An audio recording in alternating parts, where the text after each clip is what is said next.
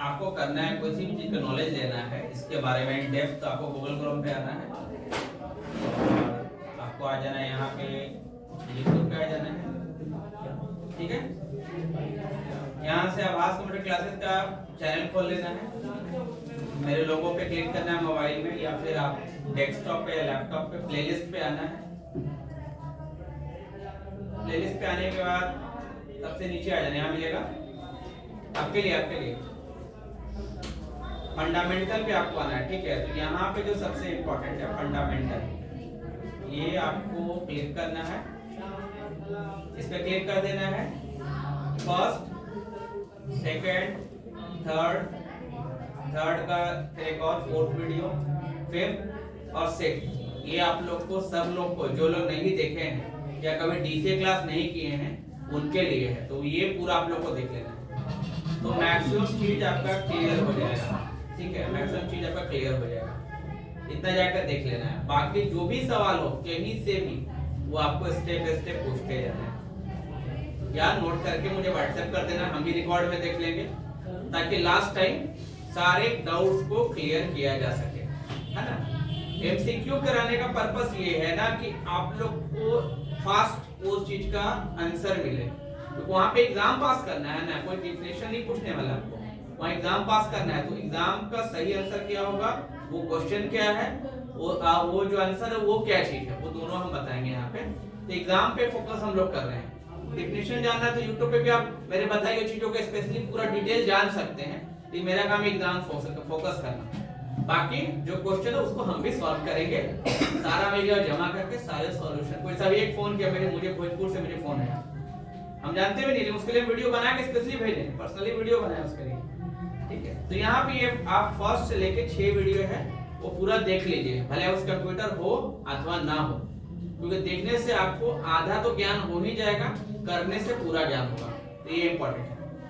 अब एक और भी कर लीजिएगा, जो फ्री मेरा पूरा फ्री फुल क्लास मेरा यूट्यूब पे है, जिसमें आपका पहला आ जाता है फंडामेंटल, पूरा कोर्स है। नोटपैड देख लीजिए, पूरा कोर्स है। वर्डपैड देख लीजिए, पूरा कोर्स है। और फिर आपका पेंट होगा, एमएस पेंट, ये देखिए पेंट बहुत इंपॉर्टेंट सब्जेक्ट है। ये पूरा फुल कोर्स यूट्यूब पे फ्री में अवेलेबल है, ये आप लोग कर लें। फंडामेंटल तो कंपलसरी सारे लोग के लिए, प्लेलिस्ट में जाके लास्ट नीचे आइएगा, फंडामेंटल कंपलसरी है।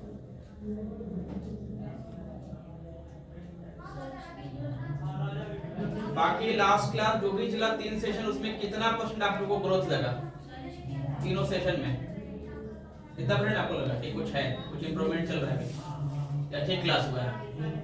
क्लास ठीक हुआ है, बहुत कुछ नया था मेरे लिए, तो हमको पता चल गया है कि क्यों मतलब ये चीज पूछेगा। हां तो क्या समझ में ना आपको? आया तो थोड़ा एमसीक्यू में समझ में आया। उसके बाद जैसे कि एक दो क्वेश्चन उनसे और भी, जैसे कि कोई क्वेश्चन अगर पढ़ रहे हैं तो पढ़ने के बाद अगर देखते हैं तो एक दो क्वेश्चन उससे और उठ जाता है, बन जाता है, तो फिर उसके लेकर प्रॉब्लम हो जाता है। हाँ तो आप राइट करिए उसको करिए, राइट नहीं करिए तो हमको समझ नहीं क्या सवाल है आपके मन में। और डीसीए किए हुए आप?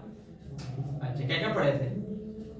दो साल एक साल पहले ही पढ़े थे, तो कुछ दिमाग में। ठीक है, तो आज से हम स्टार्ट करने जा रहे हैं बिल्कुल सिलेबस वाला चीज। 10 पॉइंट पढ़ना हम लोग को।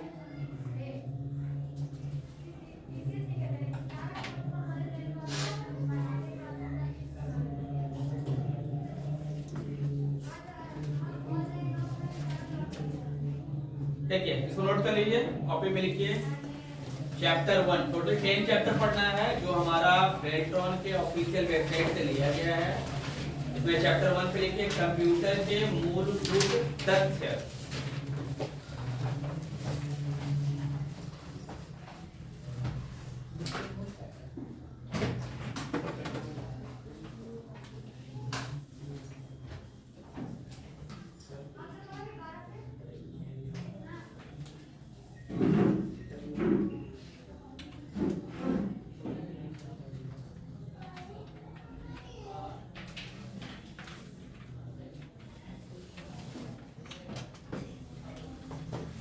Chapter first,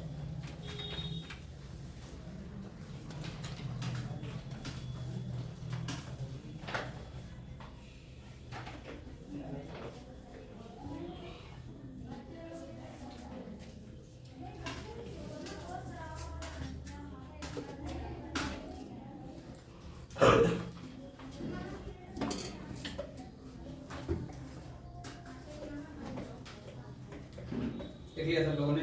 Yes, sir.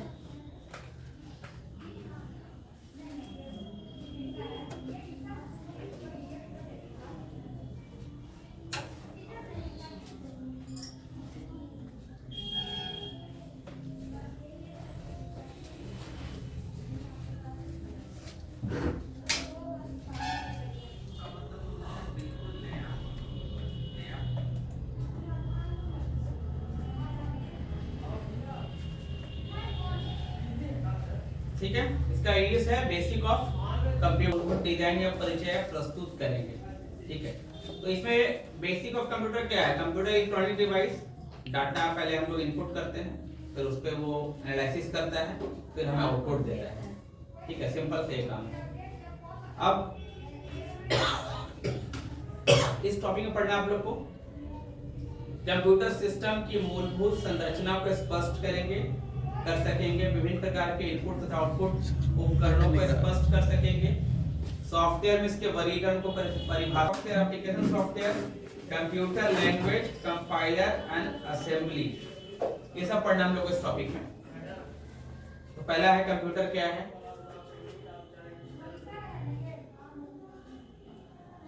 अब ये है कंप्यूटर की संरचना। तो इनपुट जब हम लोग देते हैं, ठीक है, तो सबसे पहले कहा जाता है मेमोरी में जाता है। मेमोरी के बाद कंट्रोल यूनिट ये डिसाइड करता है कि उस डाटा को कब और कितना हमें अर्थमेटिक एंड लॉजिक यूनिट को भेजना है।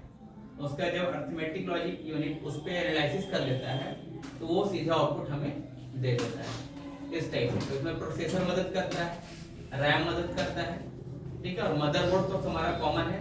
वो सब मिल के जो भी हम लोग इनपुट डालते हैं सबसे पहले किसमें जाता है? मदरबोर्ड में।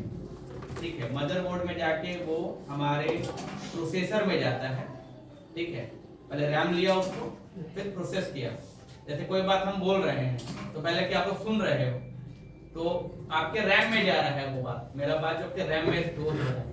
उसके बाद आपका दिमाग उस पर एनालिसिस करता है, this is called ALU, arithmetic logic unit. ठीक है, और एक होता है CU, कंट्रोल यूनिट। अब हम कुछ बोल रहे हैं तो आपको उसका जवाब देना या नहीं देना ये डिसीजन आपका है। This is called CU, control unit. पहले वो डिसाइड करेगा कि उसका जवाब देना है या नहीं देना है। उसके बाद तो एरर आ जाता है कंप्यूटर में, कुछ काम कर रहे हो, काम पूरा नहीं हो रहा है, एरर आ जाता है। तो वो कंट्रोल यूनिट काम करता है कि उस चीज को आपके दिए गए चीजों को, डाटा को एक्सेप्ट करेगा अथवा नहीं करेगा। फिर ALU क्या करता है, यानी जो माइक्रो प्रोसेसर होता है, इसको इंटेल i3, i5, i7 बोलते हैं, वही है अर्थमेटिक लॉजिक यूनिट। वो उसको कैलकुलेट करने के बाद हमें आउटपुट देता है। क्लियर?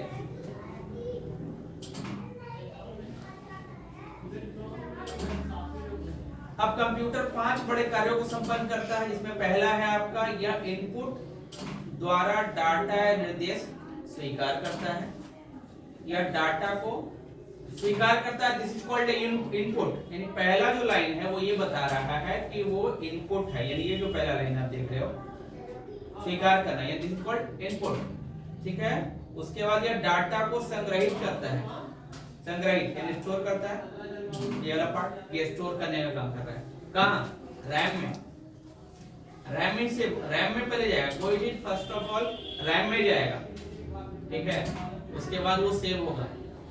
अब जो हम आज बता रहे हैं वो आपके रैम में जा रहा है, कल पूछेंगे आप बता पाओगे, वो आपका सेव हो चुका है। तो भूलते नहीं है, वो इंसान कहीं भूलता नहीं है, कंप्यूटर तो भूल भी जाता है, तो जब तक सेव नहीं करेंगे फिर वो डिमोलिश हो जाएगा।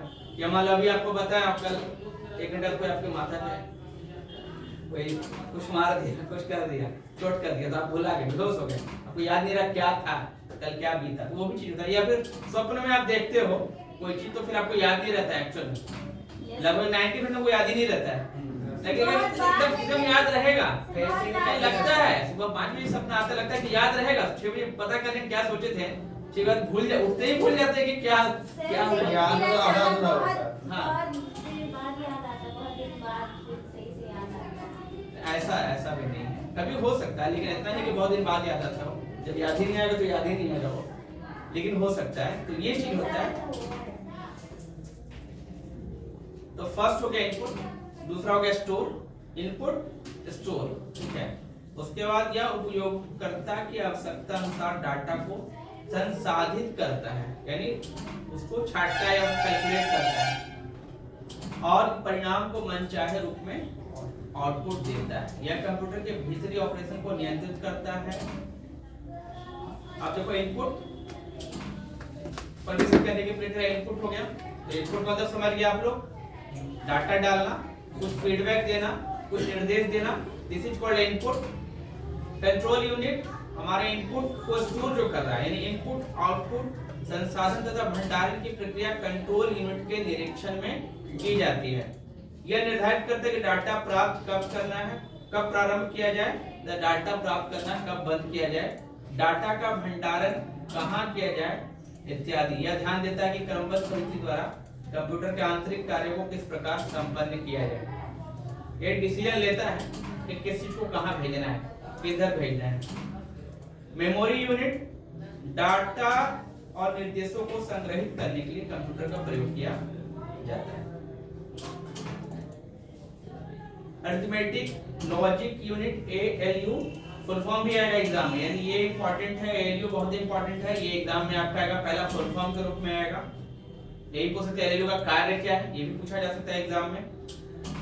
ALU द्वारा मुख्य रूप से जोड़ना, घटाना, गुना करना, भाग, अगर ऐसा सवाल आता है तो आपको सही आंसर देना है ALU। ये मत देना SU मत लगा देना, वो कंट्रोल यूनिट है।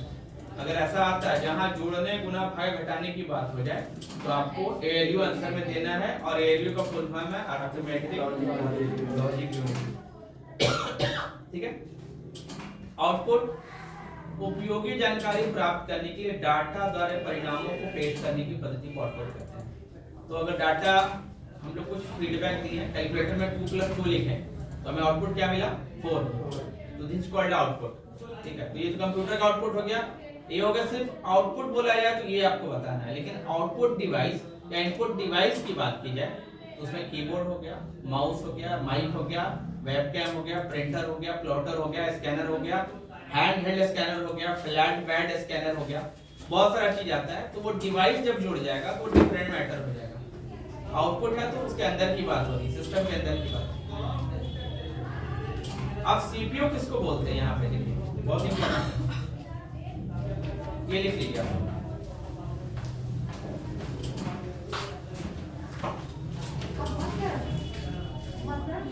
हाँ, ये पोर्शन इंपॉर्टेंट।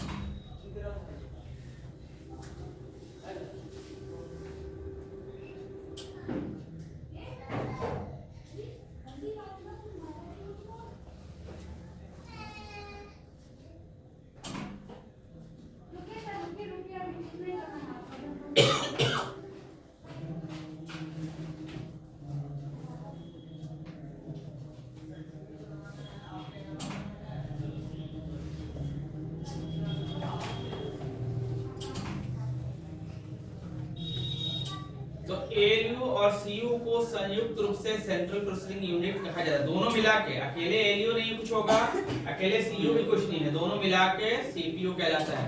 और CPU को कंप्यूटर का ब्रेन भी कहा जाता है, brain of computer CPU। CPU को full form central processing unit.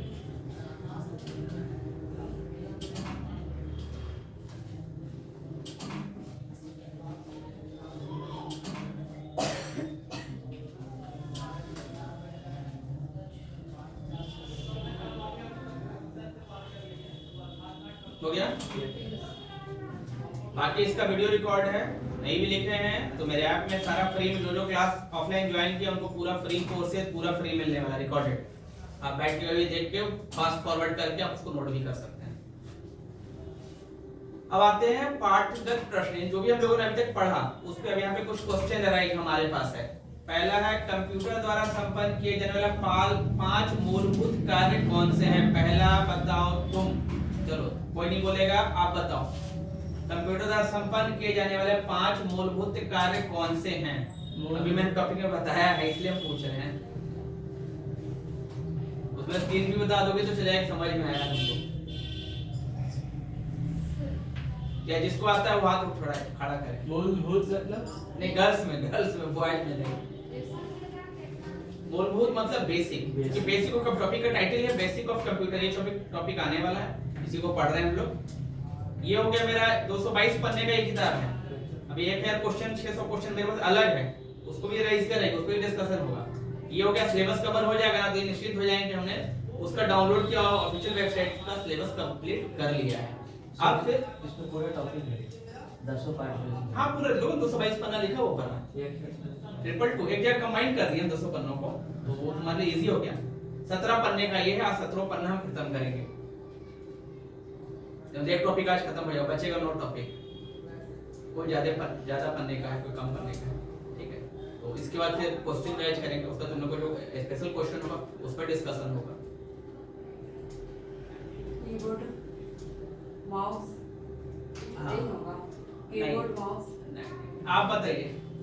Input very good. LU हाँ। सीयू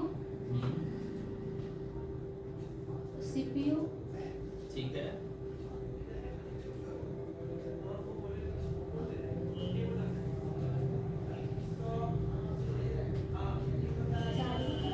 ठीक है, और बताओ कोई? आउटपुट और मेमोरी। आउटपुट और मेमोरी। हाँ हाँ ठीक है।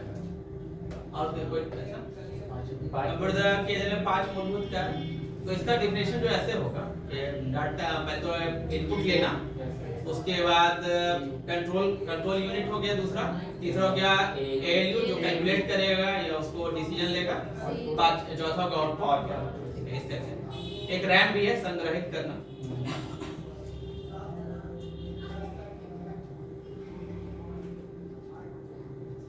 हेलो हेलो, हाँ मॉर्निंग, थोड़ा बिजी है, बोलिए क्या बात है? अच्छा हम 1 घंटे में भेज देते हैं।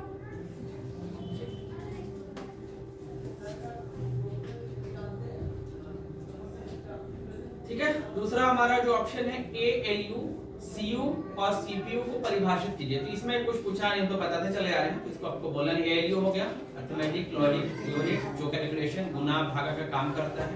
सीयू हो गया कंट्रोल यूनिट जो ये डिसीजन देता है किस चीज को कब लेना है, कब आउटपुट देना है। सीपीयू एएलयू और सीयू मिलके बनता है सीपीयू। क्लियर। अब आते हैं थर्ड ऑप्शन, अंक गणितीय तथा तार्किक कार्यों को संपन्न करने वाली यूनिट को क्या कहा जाता है? तुम बताओ। वेरी गुड, ठीक है, इसका सही आंसर है अंक गणितीय। यहाँ पे कैलकुलेशन का नाम आ गया तो आपको एएलयू ही चुनना है। एएलयू और सीयू संयुक्त रूप से जाने जाते हैं। सीपीयू। ठीक है, तो कैसे पढ़े हम लोग, तो अब समझ में आ रहा है कि सर क्या बोल रहे हैं, क्या किस चीज के बारे में बोल रहे हैं। उपयोगी जानकारी प्राप्त करने के लिए डाटा से परिणाम प्राप्त करने की प्रक्रिया को कहते हैं। आउटपुट। सब देख लिया क्या आप लोग? नहीं देखे तो और अच्छी बात है कि आप लोग बहुत टैलेंटेड हो। अब आते हैं नेक्स्ट, पेरिफेरल डिवाइसेस। हाँ डिवाइसेस देखिए, पहले था इनपुट आउटपुट, अब डिवाइस जुड़ गया, यानी इनपुट उपकरण, आउटपुट उपकरण और पेरिफेरल। पेरिफेरल का मतलब एक्सेसरीज भी सेम है, पेरिफेरल भी सेम है। नशे को कहते हैं क्या? हाँ एक्सेसरीज और पेरिफेरल दोनों सेम, मतलब दो नाम है लेकिन है एक ही चीज। हाँ। सर मुझे जैसे लैपटॉप लिए हैं तो साथ में एक्सेसरीज में mouse pad, mouse, keyboard, headphone, ये सब पेरिफेरल हो गया। मोबाइल लिए ना, तो मोबाइल के साथ आप ले लिए हेडफोन, ले लिए मोबाइल कवर, लिए चार्जर, लिए पेरिफेरल यानी एक्सेसरीज है, एक्स्ट्रा एक्सेसरीज जो उसके साथ होता है। ठीक है, जैसे आप ड्रेस पहनते हो तो घड़ी हो गया, ठीक है, या जूता हो गया या टाई हो गया, ये आपका एक्सेसरीज है। तो इनपुट उपकरण, अब इनपुट उपकरण का नाम बताओ, तुम बताओ जी इनपुट उपकरण का नाम। माउस, हाँ कीबोर्ड। एक और बताओ तुम।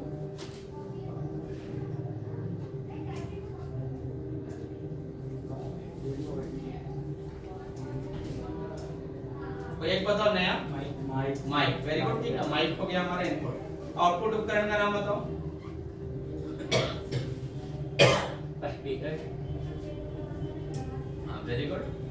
डेस्कटॉप, डेस्कटॉप नहीं बोले दोस्तों, हाँ। क्या बोले? मॉनिटर बोले, मॉनिटर। Printer, very good. हाँ ठीक है। अब अन्य परिधीय, अन्य पेरिफेरल उपकरण, ये भी हो गया।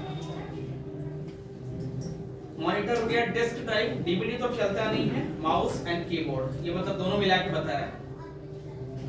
अब इनपुट उपकरण, इनपुट उपकरण में आपका रहता है कीबोर्ड, माउस, लाइट, पेन यानी डिजिटल पेन, ऑप्टिकल स्कैनर यानी स्कैनर जो लेता है, टच स्क्रीन वो भी हमारा इनपुट है जो हम टच करते हैं मोबाइल पे, मानने के लिए माइक्रोफोन यानी माइक, और ट्रैक बॉल। ट्रैक बॉल जब जाओगे ना, जब डाकघर में जाओगे ना, पहले हम डाकघर में एक बार गए थे तो वहाँ गोल लगा हुआ था, उसका डिस्प्ले में जो एटीएम मशीन टाइप का होता है ना, वहीं पे गोल अंटा टाइप का, गोल बॉल टाइप का, फिंगर करेंगे तो कर्सर भागेगा इस टाइप का। यहाँ पे हम हाथ चलाएंगे ना तो भागेगा, ट्रैक बॉल बोलते हैं उसको, वो एक जगह फिक्स रहेगा वो। जैसे चलाएंगे, पहले तो मोबाइल में आता था। हाँ पहले मोबाइल्स में आपका आपको लगता है ब्लैकबेरी के मोबाइल में भी था। रिमोट ट्रैकपैड था, माइक्रोमैक्स Q33i। अच्छा उसमें था वो ट्रैक। रिमोट में भी तो है। हाँ रिमोट में भी आता हाँ अभी मेरे रिमोट में है। Yes. ये देखो यहाँ पे, ये जो है ना, तो अभी अभी हम यहाँ पे ट्राई कॉल करेंगे ना, देखो कर्सर आ जाएगा। अभी नहीं आएगा पे। ऐसा नहीं आ रहा, वो उसका मेन डिस्प्ले पे आएगा। अगर वो मेन डिस्प्ले पे आके आ जाए, ये देखो ट्रैक कॉल, देखो अब ये देखो बन जाएगा ट्रैक कॉल।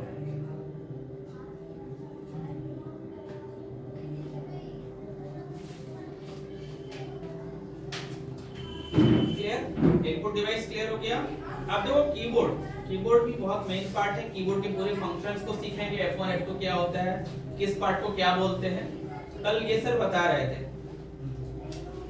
किस पार्ट को क्या बोलते हैं।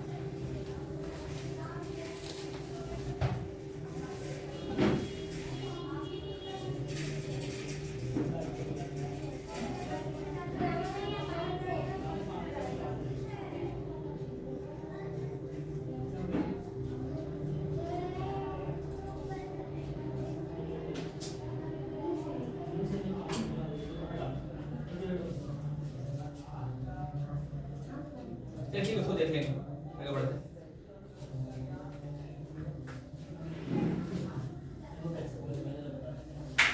ठीक है, तो कीबोर्ड सबसे सामान्य इनपुट डिवाइस है और इसको बोलते हैं QW QWERTY। ठीक है, QWERTY कीबोर्ड, इस ये नाम याद रखिएगा, हो सकता है कीबोर्ड जो है ना, इसको बोलते हैं QWERTY कीबोर्ड बोलते हैं, क्योंकि QW है ना, ASDF के ठीक ऊपर QWERTY लिखा हुआ है ना, इसे तो बोलते हैं QWERTY कीबोर्ड। और इसका जो सही आंसर है वो है 104। कितना की होता है कीबोर्ड में? मिनिमम। मैक्सिमम में अलग से पाउस बटन मिल जाए, प्ले बटन मिल जाए, कुछ और बटन डाल दे, लेकिन जो स्टैंडर्ड हर कीबोर्ड में होना चाहिए 104 से कम नहीं रहना चाहिए। न्यूमेरिक कीपैड को आसानी से उपयोग किया। न्यूमेरिक कीपैड किस साइड वाले की को बोलते हैं? Right side. ये भाई न्यूमेरिक कीपैड है हमारा, ये वाला नंबर की। ठीक है, इसको बोलते हैं कंट्रोल की, इसको बोलते हैं अल्फा न्यूमेरिक, मोटा मोटी भी बता रहे हैं, अल्फा न्यूमेरिक की। इसको बोलते हैं फंक्शन की। ठीक है, एरो की।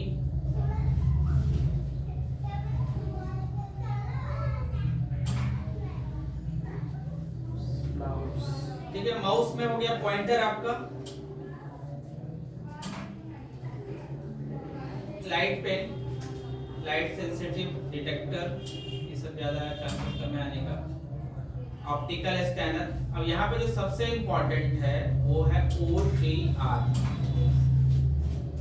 ये देखिए ऑप्टिकल, इसको लिख लीजिए। OCR का मतलब होता है, OCR होता है क्या बता देते हैं, लिख लीजिए आप। इमेज स्कैनर छपी हुई छवियों, यानी किसी इमेज से कोई, मान लो एक इमेज पे आपने कोई किसी को लेटर लिखा, किसी को पत्र लिखा, एक पेज पे, कॉपी पे, एक इलेक्ट्रॉनिक स्वरूप में परिवर्तित करता है, यानी हमारे हैंड रिटन या फिर कोई प्रिंटेड में से किसी टेक्स्ट को एक्सट्रैक्ट करता है या निकालता है डिजिटल रूप में। समझ गया ना, यानी आपके लिखे हुए चीजों को स्कैन करके एक टेक्स्ट निकाल दे उसमें से, उसको बोलते हैं OCR, ऑप्टिकल कैरेक्टर रिकॉग्निशन, सही स्पेलिंग जो है, जिसे कंप्यूटर की मेमोरी में संग्रहित किया जा सकता है और एक चीज सॉफ्टवेयर की सहायता से संग्रहित छवि में बदलाव किया जा सकता है। ठीक है, तो मेरे पास एक ऐप है जिसके थ्रू हम लोग कर सकते हैं। एक PDF वाला ऐप आता है, उस ऐप में आपको लोगो मिलेगा, यहाँ देखो, the scan document into searchable और एडिटेबल टेक्स्ट, यानी उसे स्कैन करके फिर एडिट हो जाएगा। हम हाथ से लिखें तो टेक्स्ट टाइप ही ना हुआ, लेकिन ऐसा ये टेक्नोलॉजी है जिससे स्कैन होकर उस चीज को टेक्स्ट में कन्वर्ट कर देगा, जो एडिटेबल भी रहेगा। क्लियर हो गया? Touch screen, microphone and mike, desktop microphone, track ball, ये हो गया ट्रैक बॉल, ऐसा रहता है। यहाँ पे ऊपर में बॉल उभरा हुआ रहेगा, हम लोग वहां से फिंगर टच करेंगे तो हमारा कर्सर मूव होगा। आउटपुट उपकरण, आउटपुट के अंदर monitor, printer, plotter and speaker, ये कॉमन हो गया। वेबकैम तो इनपुट डिवाइस हो गया। जॉयस्टिक, जो गेम खेलते हैं हम लोग, ये भी आएगा जॉयस्टिक, तो जो ये ध्यान रखना, ठीक है, जॉयस्टिक गेम खेलने वाला भी इनपुट डिवाइस हो गया। मॉनिटर, मॉनिटर यहाँ पे दो तरह के दिया, CRT, जो पहले बहुत भद्दा था, टीवी हमारे घर पे था, या मॉनिटर जिसे called CRT, cathode ray tube, and LCD, liquid crystal display, ये दो ऑप्शन होता है। ये जो पतला वाला है, जो हमारे वहाँ जो डिस्प्ले लगा हुआ सारा, इसे कॉल्ड LCD, ये टीवी भी LCD ही है, उसको उन्नत रूप है लेकिन है LCD। और जो मोटा टीवी होता है उसको बोलते हैं CRT, cathode ray tube, liquid crystal display. ठीक है, इस प्रकार के मॉनिटर को फ्लैट पैनल मॉनिटर भी कहा जाता है, LCD, liquid crystal display. Printer, अब देखो प्रिंटर बहुत इंपॉर्टेंट टॉपिक है, जिसके अंदर 4 प्रिंटर आते हैं। लेजर प्रिंटर, इसमें पाउडर का इस्तेमाल किया जाता है और हीट से वो पिघल के कागज पे छपता है, सिंपल भाषा में। इंकजेट प्रिंटर, इंकजेट में 4 कलर भरे जाते हैं, सियान, magenta, yellow and black. C4 सियान मतलब ब्लू, ठीक है। उसके बाद M मतलब पिंक, और CM Y for yellow, K for black, मतलब ब्लैक के लिए K सूचित किया गया है। सियान मतलब ब्लू यानी स्काई कलर, मैजेंटा मतलब पिंक, CM वाई मतलब येलो, एंड ब्लैक का जो K वर्ड है लास्ट का वो लिया गया है। ऐसे जनरली 4 होता है, 4 कलर से मिलकर दुनिया का कोई भी कलर बन सकता है। तो यहाँ पे लेजर प्रिंटर, जिसमें पाउडर का यूज होता है, जो आजकल फोटोकॉपी मशीन में हम लोग देखते हैं, जो फोटोकॉपी कराने जाते हैं मार्केट में, वहां पे बड़ी बड़ी मशीनें होती हैं, वो लेजर प्रिंटर होती हैं। इंकजेट प्रिंटर जो मेरे ऑफिस में रखा हुआ है, या जो आप लोग अपने घर में इस्तेमाल करते हैं, उसको बोलते हैं इंकजेट या इंक टैंक, यानी इंक का यूज हो रहा है, उसके अंदर लिक्विड यूज हो रहा है, ठीक है। तो वो इंक का फुहारा देता है, प्रिंट करने में इंक का फुहारा वो देता है। आजकल फ्लैक्स प्रिंटर भी इसी बेसिस पे कहीं कहीं काम करते हैं। फिर है dot matrix printer, rail ticket जो बुक करते हो, या फिर बैंक का स्टेटमेंट या LIC का जो हमारा आता है स्टेटमेंट, वो डॉट मैट्रिक्स प्रिंटर पे आता है। लाइन प्रिंटर, ये बड़े बड़े जगहों पे यूज होता है, बहुत बड़ा डाटा निकालने के लिए लाइन प्रिंटर का यूज होता है, ठीक है। लेजर प्रिंटर उच्च गुणवत्ता के प्रिंट का उत्पादन करता है, बहुत ही तेज गति से प्रिंट आउट निकालता है। इंकजेट प्रिंटर, इसमें 64 नोजल उपयोग कर कागज पर सीधे स्याही छिड़क कर छवि का निर्माण किया जाता है। तो ये भी तो पूछ सकता है कि इंकजेट प्रिंटर में कितना नोजल होता है। अच्छा, यहाँ पे लिख सकते हैं आप 64 नोजल, लेकिन हमको नहीं लगता है कि अभी भी 64 ही होगा उस टाइम, ठीक है। बड़ा गया बन सकता है, ये प्रिंटर के साइज पे चेंज होते रहते हैं। वही बता रहे हैं, तो ये हमको नहीं लगा कि 64 ही होगा, इसलिए। लेकिन आएगा तो 64 लिख देना, ऑप्शन में रहेगा तो ऐसे। ये ऑप्शन 60 क्वेश्चन है, 2000 पढ़ना है क्वेश्चन आपको, 60 में सब डाल देगा इसी से। हर टॉपिक से मुश्किल से 2 या 3 डालेगा। सबसे ज्यादा आने वाला है वर्ड से, सबसे ज्यादा, फिर एक्सेल से, थर्ड में PPT से, बाकी जनरल सबसे आएगा, बाकी 2-3 करके आएगा। लेजर प्रिंटर की तरह इंकजेट प्रिंटर भी शांत और सुविधाजनक है, लेकिन इसकी गति बहुत तेज नहीं होती। मेरा जो प्रिंट निकलता है स्लो निकलता है।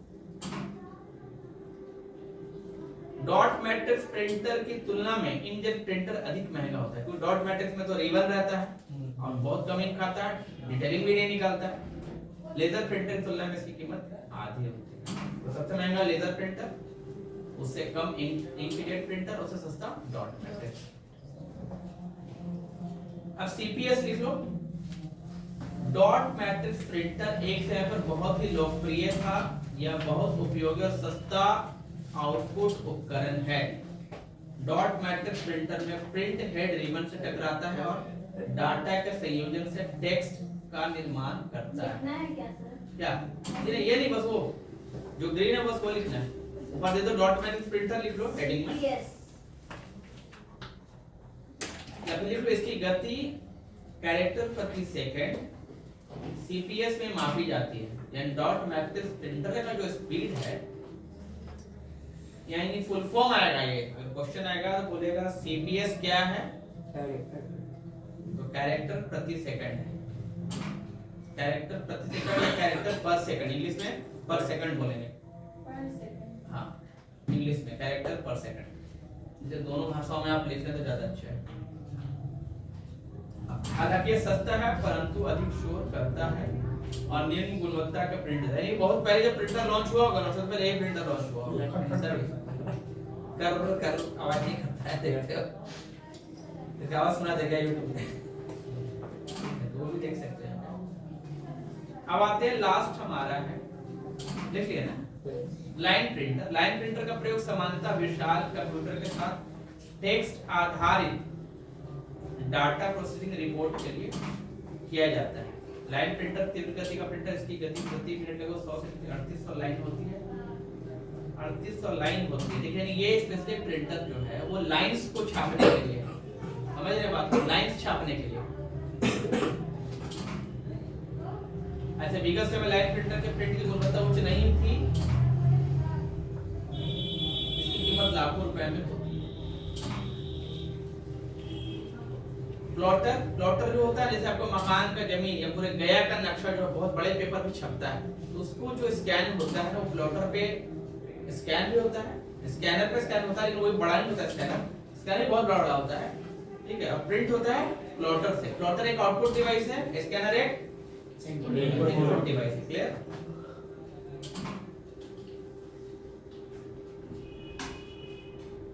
प्लॉटर सामान्यतः दो डिजाइन में आते हैं, फ्लैट बेड और ड्रम। अब ड्रम जो है, कहकशा में कभी जाना पीछे से, कहकशा देखो उसके पीछे जाना, मतलब आगे तो होगा काउंटर, उसके पीछे जाओगे ना, तो सेम ये मशीन, ये वाला मशीन वहां पे रखा हुआ है, बहुत बड़ा, लगभग 3-4.5 फीट का है, ठीक है। पीछे तो गेट है पीछे से, तो वो नाम बोले सुने कहकशा प्रिंटिंग प्रेस जो गया है वो रखा हुआ है। बाकी तो और जगह होगा मे बी, लेकिन वहाँ है कंपनी, वो सबसे ज्यादा काफी फेमस वो शॉप है, तो वहाँ पे है ये वाला मशीन सेम। उसमें डालेगा और स्कैन कर लेगा और साथ में निकाल देगा। इसमें असीमित लंबाई के कागज रोल का उपयोग करते हैं, यानी कितना भी लंबा कागज दे दो वो लेता जाएगा, स्कैन करता जाएगा। जब स्कैन कर लेगा फिर वो प्रिंट आउट भी दे देगा। ये स्कैनर लेगा एक पेपर पर और एक मतलब तो पूरा बंडल लगाता है, आप जितना 50 फीट बड़ा छाप देगा वो एक बार।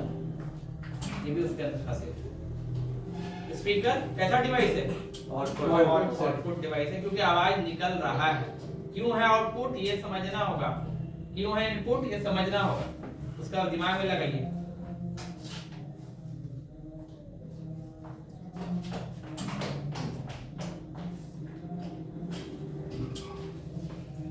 माउस एक आउटपुट उपकरण है, इनपुट है, इसे नो इनपुट। हाँ, OCR का अर्थ ऑप्टिकल कंटेंट रीडर है, ऑप्टिकल कैरेक्टर रिकॉग्निशन है। LCD मॉनिटर का उपयोग नोटबुक कंप्यूटर में किया जाता है। LCD मॉनिटर का उपयोग नोटबुक कंप्यूटर में किया जाता है।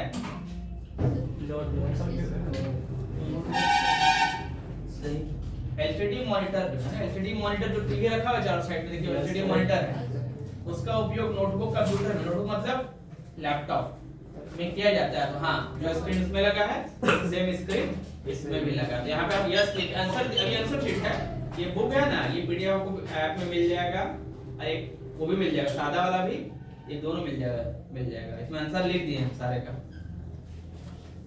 डॉट मैट्रिक्स प्रिंटर की गति कैरेक्टर प्रति सेकंड में मापी जाती है। ये बहुत इंपॉर्टेंट सवाल है, ये आपका आ सकता है ये सवाल, क्योंकि ये टफ है थोड़ा,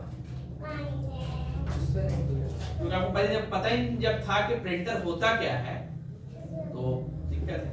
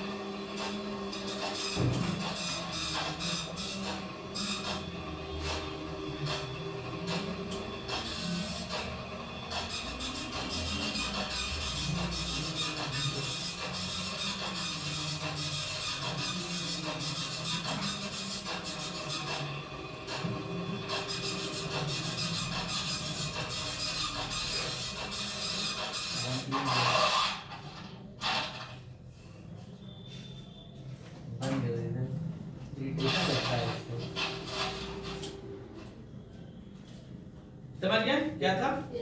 पहले कौन कौन नहीं जानता था? हाथ उठाइए। मेरे बताने तक भी नहीं जानता था, वो पूछ रहे हैं। उसके पहले नहीं जानता था। कंफर्म एकदम बैंक का जितना पासबुक अपडेट होता है इससे सब इसी से होता है। अभी जो ऑटोमेटिक है ना पासबुक जो ये सारा का concept यही है। हां सब यही आता है, क्योंकि इसमें इंक बहुत लंबा चलता है, देखिए 6 महीने जानते हैं। फिर रिबन बदल जाता है 6 महीने बाद, ये होता है। और चूंकि इस पे काम सिर्फ है ना इंफॉर्मेशन है बस, कुछ में कोई डिजाइन नहीं, बस इंफॉर्मेशन क्या है इसमें अंक लिखने से रिलेटेड, जस्ट लाइक अ CUI कैरेक्टर इंटरफेस है, ठीक है। बेसिकली इसमें बिलिंग वगैरह की जाती है। हां बिलिंग मिलेगी, आप बिल दे सकते हैं किसी को। दवा मंडी में जितना हाँ पूरा सारा दवा मंडी यही काम। देखिए जैसे भवनों के निर्माण की योजना और यांत्रिक वस्तुओं की रूपरेखा तैयार करना, ये किसके काम होगा? ये होगा आपका वो लाइन प्रिंटर नहीं डॉट वही हो गया। फ्लेक्स वगैरह भी तो इस पे बनता है। हाँ फ्लैश सब बनता है, उसका पार्ट हो गया। अब कंप्यूटर मेमोरी सिस्टम आते हैं, पेज नंबर 12, टोटल 17 पेज, हम 12वें पेज पे हैं अभी। कंप्यूटर में मेमोरी सिस्टम, कंप्यूटर मेमोरी दो प्रकार की होती है, प्राइमरी एंड सेकेंडरी, बहुत इंपॉर्टेंट है। Primary memory and secondary memory. Primary मतलब जो मेन, ठीक है।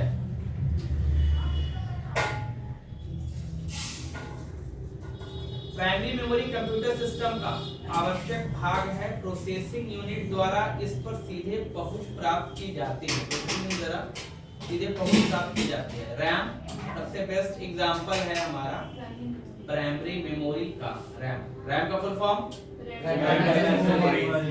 जैसे ही कंप्यूटर बंद किया जाता है प्राइमरी मेमोरी की डाटा लुप्त हो जाती है। तो जैसे हम लोग कंप्यूटर स्टार्ट करते हैं तो उस पे भी रैम ही काम कर रहा है, कहीं ना कहीं इसको लोड देने में। जैसे लाइक मान लो कहीं सीमेंट एक गोदाम में रखा हुआ है, वो अभी हार्ड डिस्क में एक मजदूर तुम बोला बोले 2 बोरा सीमेंट उठाओ, 1 बोरा वो उठाया, दिस इज कॉल्ड रैम। अब रैम में वो चल रहा है, ठीक है। फिर वो कहीं रखता है, फिर से हार्ड डिस्क में वो सेव हो गया, दैट्स मीन, ठीक है।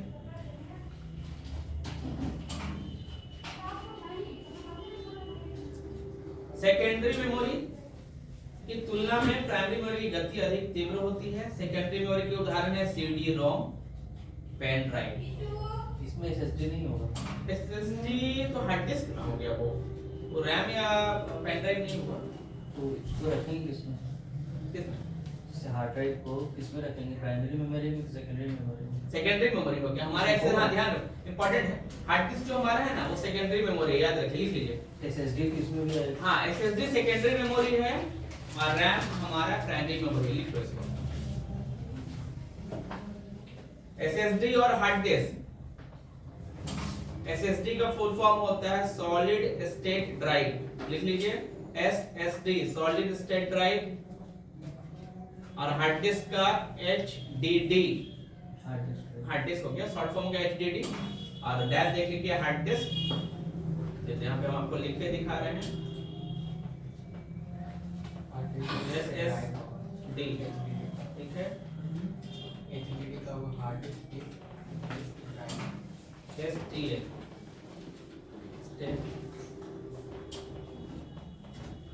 स्पेलिंग आप लोग चेक कर लोगे वैसे उसका मिस्टेक हो। SSD का ये हो गया और HDD का हो जाएगा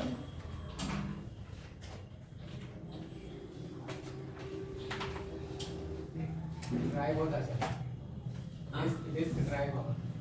नहीं, ड्राइव नहीं होगा। हम तो पढ़ अच्छा हार्ड डिस्क ड्राइव, हाँ ठीक है, HDD का हार्ड डिस्क ड्राइव। और ये हो गया आपका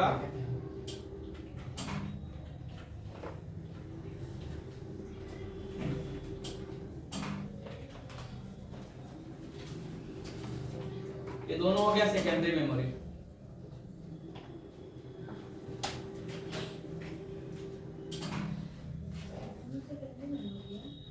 हाँ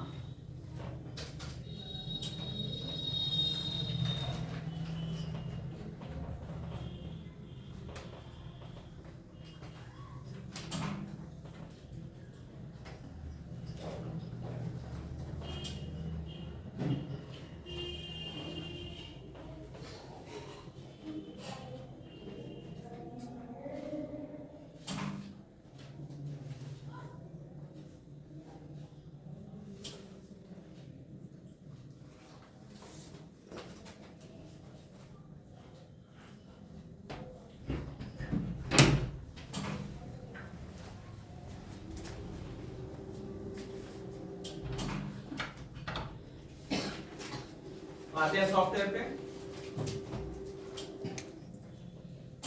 जैसा कि आप जानते हैं कंप्यूटर स्वयं कुछ भी नहीं कर सकता, उपयोगकर्ता कंप्यूटर को निर्देश देता है क्या करना है, कैसे करना और कब करना है।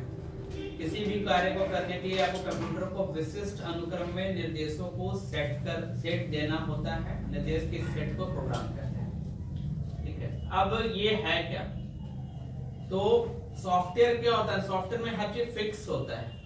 फिक्स, अगर वहां गलत इंस्ट्रक्शन है तो गलत होगा। इन सॉफ्टवेयर एक प्रकार का रोबोट हो गया, हम लोग बोले कि जाओ उसको मार दो तो वो काम कर देगा, ठीक है। तो ये फिक्स हो गया, बीच में मना नहीं कर सकते, एक प्रोग्राम दे दिए तो वो रन कर जाएगा। तो सॉफ्टवेयर में फिक्स होता है कोई चीज कि हमको पहले यहाँ जाना है, इस मोड से उस मोड जाना है, उस चौराहे जाना है, तो ये जो क्रम हम बना के देंगे उसी पे वो काम करेगा।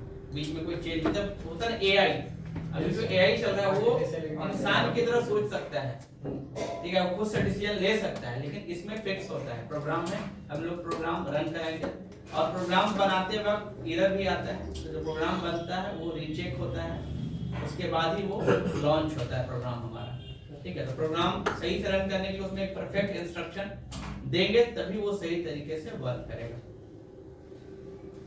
तो यहाँ जो इम्पोर्टेंट है ना वो ये वाला पार्ट है कि आपको कंप्यूटर को विशिष्ट अनुक्रम में निर्देशों को सेट देना होता है। निर्देशों के इस सेट को प्रोग्राम कहते हैं। सॉफ्टवेयर प्रोग्रामों का सेट होता है जो हार्डवेयर को विशिष्ट कार्यों को विशिष्ट क्रम में करने का आदेश देता है। सॉफ्टवेयर का मुख्यतः निम्नलिखित श्रेणियों वर्गीकृत किया जाता है, जैसे कि हम देखो आते हैं सॉफ्टवेयर। सॉफ्टवेयर क्या होता है, व्हाट इज सॉफ्टवेयर? जो वर्चुअल है, इसको छू नहीं सकते हैं, सिंपल वे में बोले, यस सर, ठीक है, या प्रोग्रामों का एक समूह वो बोल सकते हैं। और सॉफ्टवेयर क्या होता है, जो हमारे और हार्डवेयर के बीच को कनेक्ट करता है। This is called OS, operating system, या सिस्टम सॉफ्टवेयर, या फिर सॉफ्टवेयर। अब सॉफ्टवेयर सबको बोलते हैं, ओएस को भी सॉफ्टवेयर बोलेंगे, एप्लीकेशन को भी सॉफ्टवेयर बोलेंगे, और यूटिलिटी को भी सॉफ्टवेयर बोलेंगे। जो सॉफ्टवेयर में दो कैटेगरी है, पहला सिस्टम सॉफ्टवेयर जैसे Windows 10, Windows 11, Windows 7, Windows XP, ये विंडोज का हो गया, लिनक्स, ubuntu, यूनिक्स, ये लिनक्स का पार्ट हो गया, मैक ओएस, ये लैपटॉप मैक कंपनी एप्पल का जो पार्ट हो गया, और एंड्रॉयड हो गया, और गूगल ओएस भी आ चुका है, क्रोम ओएस जिसको बोलते हैं, वो भी आपका ओएस का पार्ट हो गया। तो ओएस कैटेगरी में, ओएस मतलब पूरे सिस्टम का एक एनवायरनमेंट, पूरे सिस्टम पे डाले जाने वाला सॉफ्टवेयर। दूसरा हो गया उसके अंदर कौन कौन सा सॉफ्टवेयर होता है, यानी हर ओएस के अंदर कुछ सॉफ्टवेयर होते हैं जिस पे हम लोग काम करते हैं। This is called application software.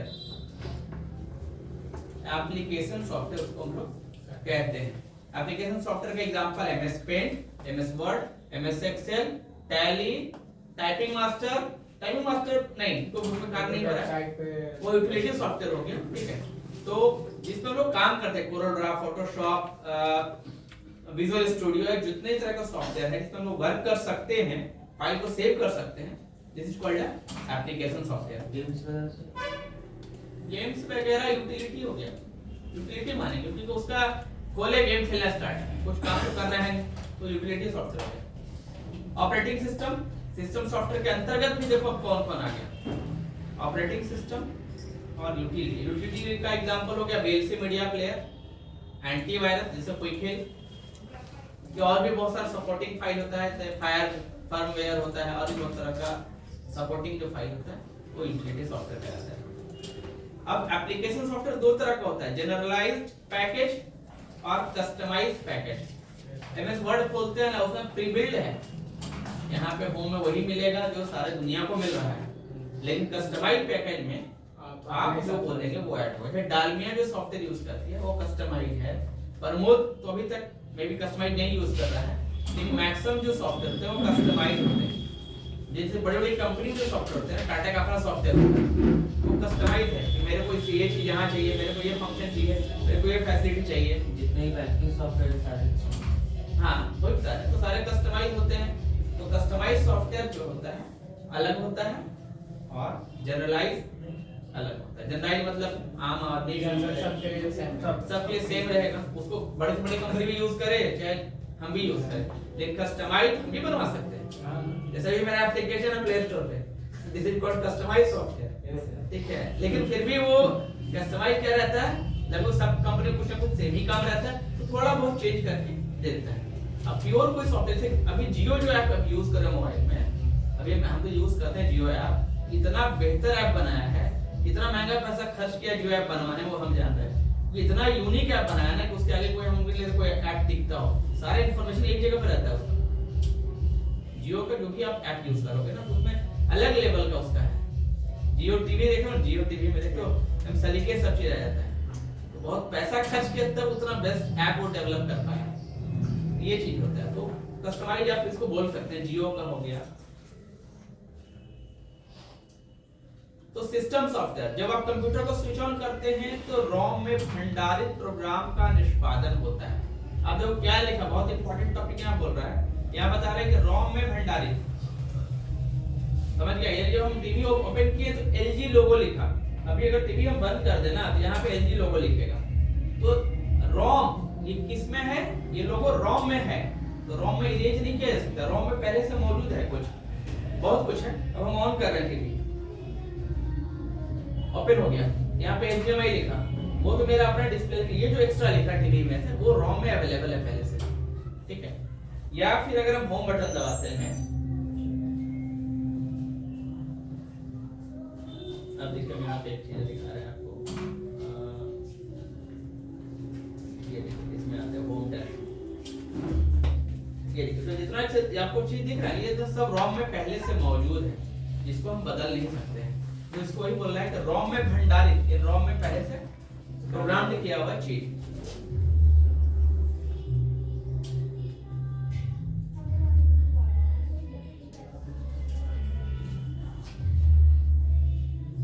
जो कंप्यूटर के विभिन्न इकाइयों को सक्रिय कर देता है, यानी कि टीवी को स्टार्ट या लैपटॉप को या डेस्कटॉप को स्टार्ट करने में जो मदद करता है, जो सॉफ्टवेयर जो रोम में मौजूद है, आपके द्वारा काम करने के लिए उन्हें तैयार करता है, यानी मेरे लिए वो तैयार करता है चीजों को, ठीक है। जैसे मेरा क्लास है, सुबह में हम लोग खोल देते हैं, इसके लिए आप लोग तैयार कर रहे हैं, ठीक है, सब चेयर और सब रखा हुआ पहले से मौजूद है, दिस इज कॉल्ड अ रोम। पहले से रेस्टोरेंट में जाते हो खाना खाने, आपके लिए पूरा व्यवस्था होता है, आप बोलते हो पार्टी मनाना है तो आपके लिए व्यवस्था पहले से करके रखता है, दिस इज कॉल्ड रोम, पहले से। प्रोग्रामों के सेट को सिस्टम सॉफ्टवेयर कहा जाता है, जैसे विंडोज 10, चलो तुम बताओ सिस्टम सॉफ्टवेयर का एग्जांपल 2 या 3 बताओ। सुमन नाम है ना? Windows 10, Windows 11, Windows 7. सही है। सिस्टम सॉफ्टवेयर प्रोग्राम के वो सेट हैं जो कंप्यूटर को चलाने, कंप्यूटर के विभिन्न कार्यों को नियंत्रित करने और कंप्यूटर के संसाधनों का प्रबंधन करने के लिए जिम्मेदार होते हैं। पूरे सिस्टम को कंट्रोल करने के लिए सिस्टम सॉफ्टवेयर का काम यूज होता है। इसको बोलते हैं ओ मतलब ऑपरेटिंग, एस मतलब सिस्टम। तो ओएस का फुल फॉर्म हो गया ऑपरेटिंग सिस्टम, यहाँ लिखा हुआ है।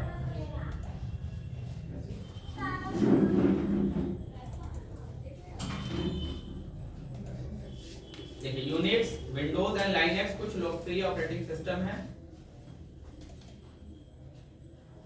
अब आते हैं, इसी कारण से एक विभिन्न प्रकार का सिस्टम सॉफ्टवेयर जिसे यूटिलिटी कहा जाता है प्रयोग में आया। वो ये प्रोग्राम है जो सॉफ्टवेयर ऑपरेटिंग सिस्टम है।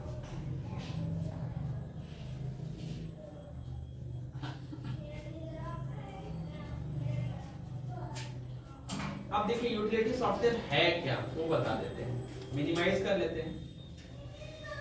इस फोल्डर को, ये फोल्डर हमारे पास है, ठीक है। फोल्डर को क्या करना है, जिप में, जिप का मतलब होता है उसमें ताला लगाना, ठीक है। कंप्रेस टू जिप नहीं ले पा रहा है किसी रीजन से, तो मोर ऑप्शन, ठीक है। 7 जिप ऐड, ओके, ठीक है।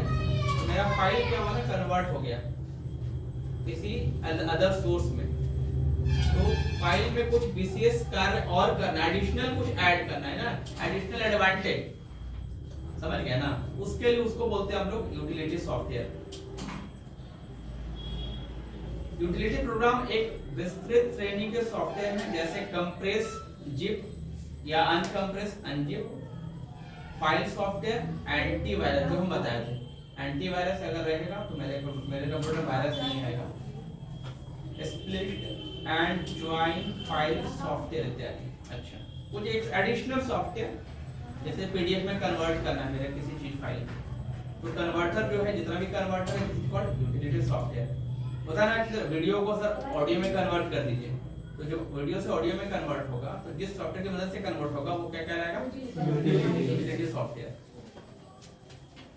या मीडिया प्लेयर हो गया, कुछ एडिशनल हम डाल देते हैं हेल्प के लिए। एप्लीकेशन सॉफ्टवेयर, एप्लीकेशन सॉफ्टवेयर प्रोग्रामों का एक सेट होता है जिसे विशेष कार्यों को संपन्न करने के लिए लिखा जाता है, जैसे MS Word, Excel, PowerPoint.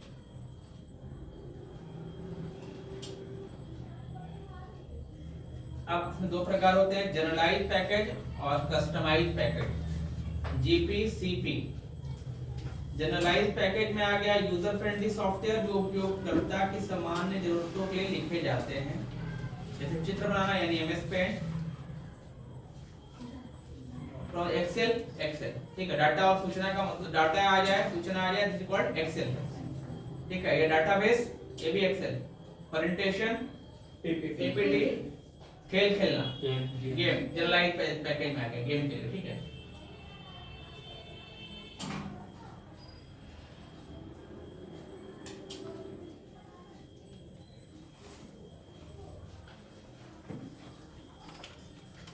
अब देखिए वर्ड प्रोसेसिंग, कौन कौन इसके अंतर्गत है। वर्ड प्रोसेसिंग सॉफ्टवेयर जैसे ओपन ऑफिस एक आता है, तो एक राइटर करके भी आता है, MS word, word perfect, MS word, open office writer.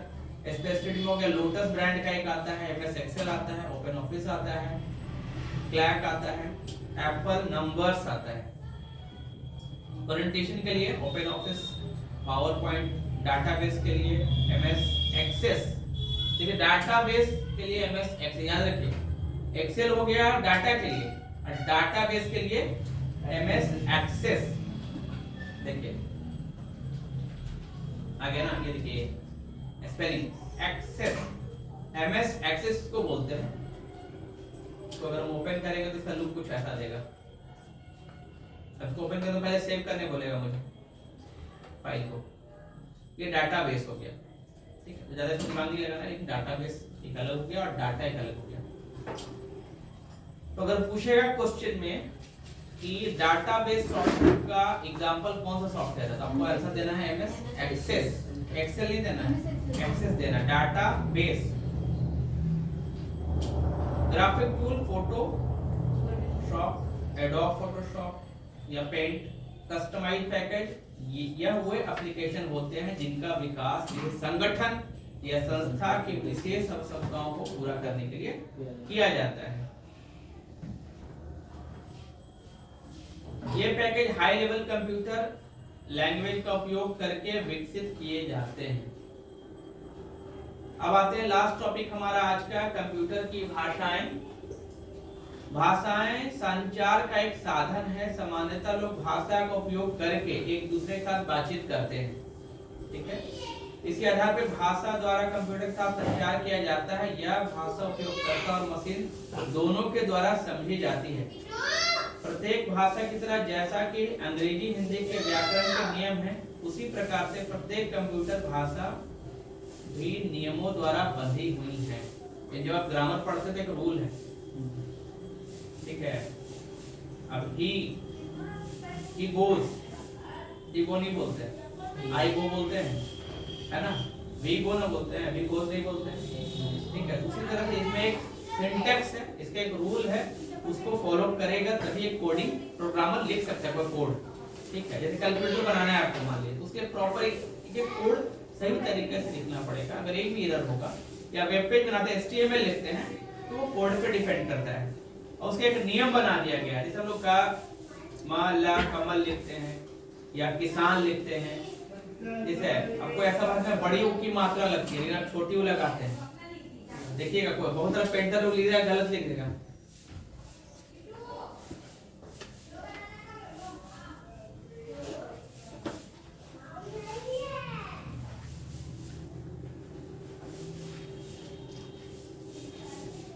अब देखिए दो तरह का लैंग्वेज होता है, लो लेवल लैंग्वेज और एक होता है हाई लेवल लैंग्वेज।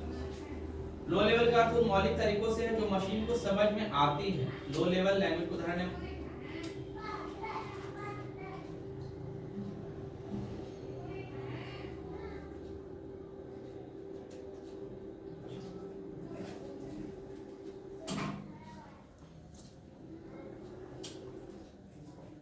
फाइल को जब सेव कर लेते हैं और दोबारा जब खोलेंगे और फिर कुछ में आगे लिखते हैं तो भी क्या करेंगे, तो भी सेव ही करेंगे, समझ रहे हैं ना। तो हर वक्त सिंगल फाइल पे अगर आप कंटिन्यू काम कर रहे हो, उसमें बढ़ाते कुछ जा रहे हो, मान लो तुमने कोई स्टोरी बनाया 10 पन्ने का, पहला पन्ना लिख लिया, सेव कर दिए, कल दूसरा पन्ना लिखे, फिर भी सेव ही करना है और 10 पन्ना तक सेव ही करना है।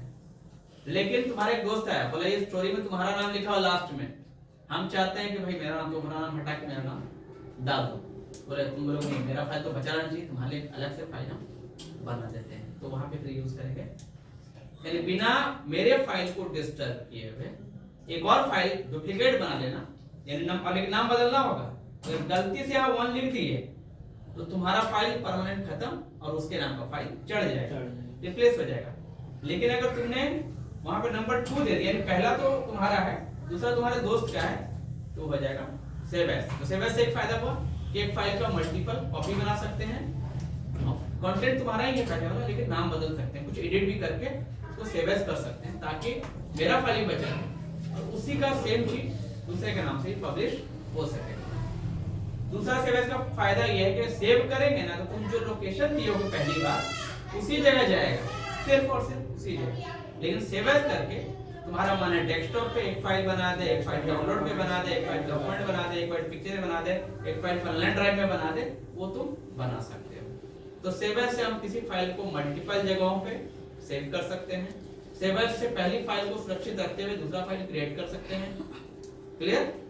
क्या मतलब सेव के टाइम पे भी ऑप्शन देता था कि आप कौन सा सेव में कर सकते हैं, डेस्कटॉप या डॉक्यूमेंट। सेव के टाइम में कहां दे रहा है, फाइल का नाम सेव कर दिया, नहीं देगा ना, नहीं लो ना। जब कुछ लिखते भी हैं तो भी कंट्रोल एस दबाना है, कंट्रोल एस कंट्रोल दबाते जाओ, वो सेव होता जाएगा, कभी भी नहीं देगा। हाँ एमएस वर्ड खोलते हो ना, तो वहां पे कॉमन दे दिया है ना, वहां पे कॉमन चीज हो गया, वहां सेव और सेव एज को एक ही बना दिया है, इसीलिए तो हम इसीलिए, क्या हाँ। अंतर है, क्योंकि हम वर्ड यूज नहीं तो नहीं तो फिर भी उसमें ही सेम है। वर्ड में भी अगर हम यूज करें यहाँ पे तो भी सेम चीज है।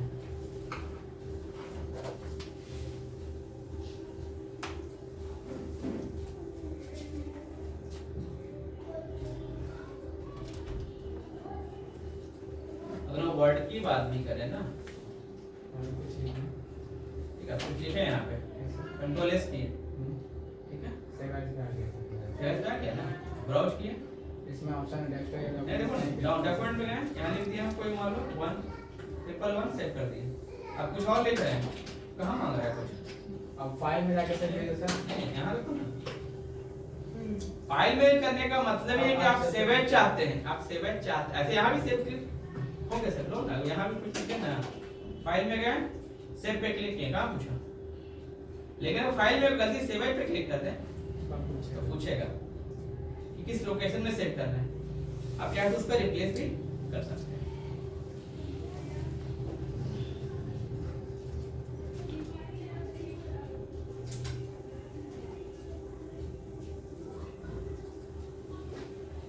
चलिए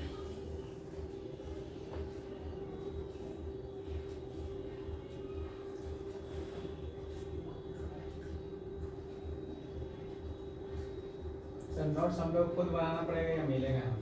ऐसे करो, सिलेबस का ये आपका पीडीएफ सारा ऐप में अवेलेबल है। आप में ऐसे Total। ऐसा नहीं मिलेगा। ऐसे क्या प्रिंट आउट चाहिए? हाँ। प्रिंट आउट बहुत ज्यादा बड़ा हो जाएगा। तो समझ में क्या करोगे? बस लिख लो इम्पोर्टेंट। मुझे अभी इम्पोर्टेंट है, आप मतलब छाड़ करके यहाँ हम लोग को दे दिया जाता है जो हम सोच या इस पे बोलो तो हम खुद बना के दे देंगे स्पेशली। वही एक नोट्स हम तुम लोग को बना के स्पेशल दे देंगे। वही है। हमें एक क्वेश्चन वाइज, हाँ क्वेश्चन वाइज ही दे देंगे, क्वेश्चन वाइज दे देंगे सारा। क्योंकि ऐसे थोड़ा सा मुश्किल समय का बचत भी होगा थोड़ा। उसलिए तो देखो हमें हम ही टिक लगाए हैं उसमें ताकि जल्दी उस टॉपिक पे हम फोकस करें जो उनको मेन बताना है। मशीन लैंग्वेज या भाषा 0 और 1 रूप में होती है। तो 0 1 क्या होता है ना, समझते हैं। बिट जो बोलते हैं 0 और 1 होता है। इसे बाइनरी कहते हैं। बाइनरी मतलब बिट जो सीधे कंप्यूटर द्वारा समझी जाती है, मशीन पर निर्भर होती है। ये सीखने में कठिन और प्रोग्राम लिखने के लिए भी कठिन है। असेंबली लैंग्वेज, इस भाषा में मशीन कोड 0 और 1 को सांकेतिक कोड द्वारा प्रतिस्थापित किया जाता है। इसे निमोनिक्स कहते हैं। देख लो, असेंबली लैंग्वेज को निमोनिक्स कहते हैं।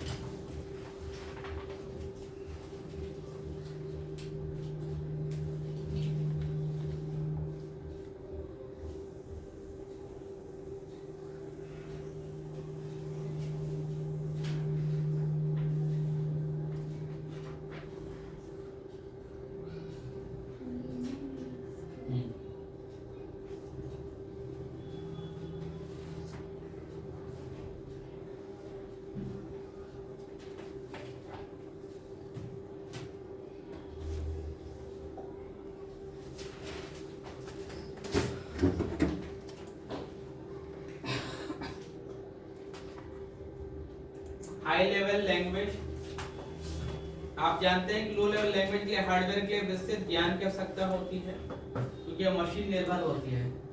इन मुश्किलों को दूर करने के लिए हाई लेवल लैंग्वेज का विकास किया गया जो किसी भी समस्या को हल करने के लिए सामान्य और आसान समझने में उपयोग का उपयोग करते हैं।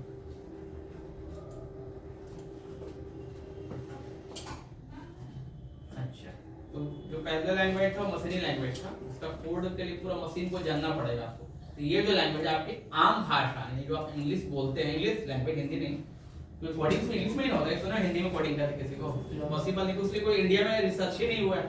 चाइना लोग अपना कोडिंग खुद करते हैं। चाइना का चाइनीज लैंग्वेज कोडिंग कर लेगा, उनको उतना डेवलप हो गया है।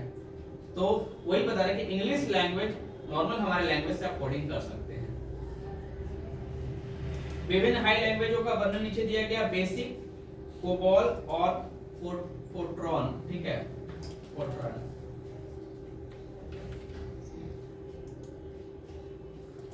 Beginners all purpose symbolic instruction code, यह व्यापक रूप से प्रयोग की जाती है, इसे सीखी जा सकती है। माइक्रो कंप्यूटर में इसका उपयोग किया जाता है। हमारे जो कंप्यूटर है वो किस पे चलता है? बेसिक पे। कोबॉल व्यावसायिक अनुप्रयोग के लिए उपयोग में की जाने वाली मानकीकृत भाषा है। ठीक है, ये पूछ सकता है क्वेश्चन कि व्यावसायिक अनुप्रयोगों के लिए कौन सा प्रोग्रामिंग लैंग्वेज यूज होता है, तो आंसर है कोबॉल। गणित संबंधी याद रखो, यानी जो इसरो है, इसरो सिंपल इंडिया के एग्जांपल लेते हैं, इसरो जो है वो लोग यूज करता है फोरट्रॉन, हाँ वो यूज करता है। गणित संबंधी और वैज्ञानिक समस्याओं को हल करने के लिए इसका विकास किया गया था। यह वैज्ञानिक समुदाय में अत्यधिक लोकप्रिय भाषाओं में से एक है, क्योंकि वहां पे उस टाइप से काम होता है कि चांद से दूरी पे है तो ज्यादा कैलकुलेटिंग ज्यादा है, उस जगह पे ये यूज होगा। अब देखो बेसिक का मतलब क्या हो, क्यू बेसिक, एक बच्चे लोग का आता है प्रोग्राम क्यू बेसिक, बच्चे लोग क्लास में आता है 6 7 क्लास में पढ़ना होता है हर बच्चे को, डीएवी है सब स्कूलों में, वहां पे क्यू बेसिक एक दिया जाता है, बेसिक लैंग्वेज या कैलकुलेटर बनाने का ऑप्शन दिया जाता है। अब सी है जिसका उपयोग सभी उद्देश्यों के लिए किया जाता है, गेम या वाणिज्य सारे जगह। सी प्लस प्लस थोड़ा एडवांस हो गया, ऑब्जेक्ट ओरिएंटेड प्रोग्राम। कंपाइलर और असेंबलर, जैसा कि आप जानते हैं कि हाई लेवल लैंग्वेज मशीन पर निर्भर होती है।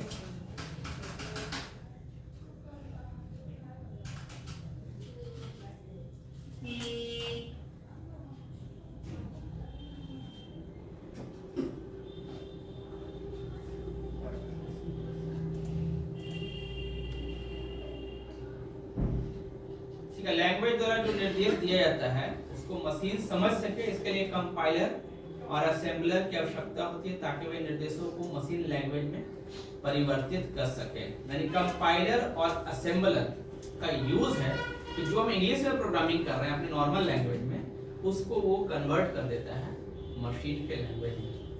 समझ रहे हैं हमारे नॉर्मल, ठीक है। अब जैसे मान लो एक चाइनीज है एक हम है, तो बीच में जो ट्रांसलेटर जो पर्सन है वो मेरे लैंग्वेज को चाइनीज बोलेगा और चाइनीज के लैंग्वेज को मेरे लैंग्वेज में। तो यही यहाँ पे कॉन्सेप्ट है कि जो बीच का आदमी है वो कौन है, कंपाइलर और असेंबलर, ये ध्यान रखना है। सॉफ्टवेयर जो हाई लेवल लैंग्वेज में लिखे प्रोग्राम को पढ़ता है उसे मशीन लैंग्वेज में एक समतुल्य प्रोग्राम में परिवर्तित करता है, यानी मशीन लैंग्वेज के अनुरूप परिवर्तित करने वाले को कंपाइलर कहते हैं। ठीक है,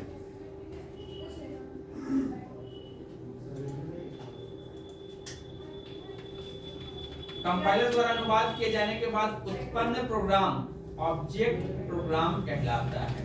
high language compiler machine language, यानी high language converted in machine language with the help of compiler.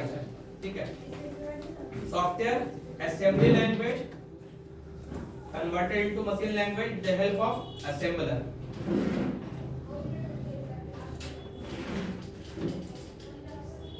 अब आते हैं हम लोग लास्ट, हमारा चल रहा है 16 नंबर पे, 17 टोटल है।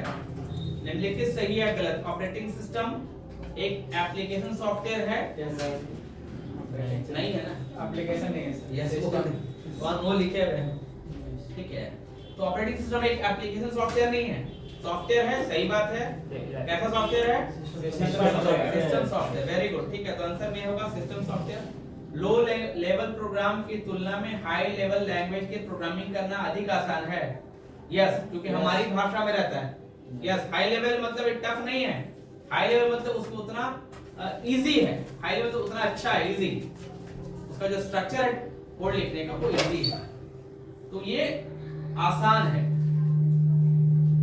वैज्ञानिक तथा गणितीय समस्याओं को हल करने के लिए कंप्यूटर लैंग्वेज फोरट्रॉन का उपयोग किया जाता है। देखो यस लिखा हुआ आंसर में, तो हम लोग पढ़ लिए, तुम लोग को समझ में आ रहा है कि हम क्या बोल रहे हैं। सी एक ऑब्जेक्ट ओरिएंटेड प्रोग्रामिंग लैंग्वेज है। कंपाइलर हाई लेवल लैंग्वेज को मशीन लैंग्वेज में कन्वर्ट करता है सर। यस, ठीक है, कंपाइलर हाई लेवल लैंग्वेज को मशीन लैंग्वेज में, सही है। आपने क्या सीखा, कंप्यूटर मिलके, और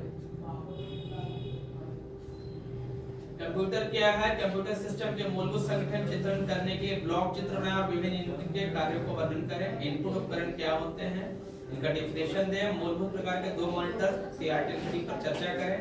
सॉफ्टवेयर क्या है और सिस्टम ऑपरेटिंग सॉफ्टवेयर के बीच का अंतर बताएं। सिस्टम एंड एप्लीकेशन, तो सिस्टम हो गया ओएस, एप्लीकेशन हो गया एमएस वर्ड।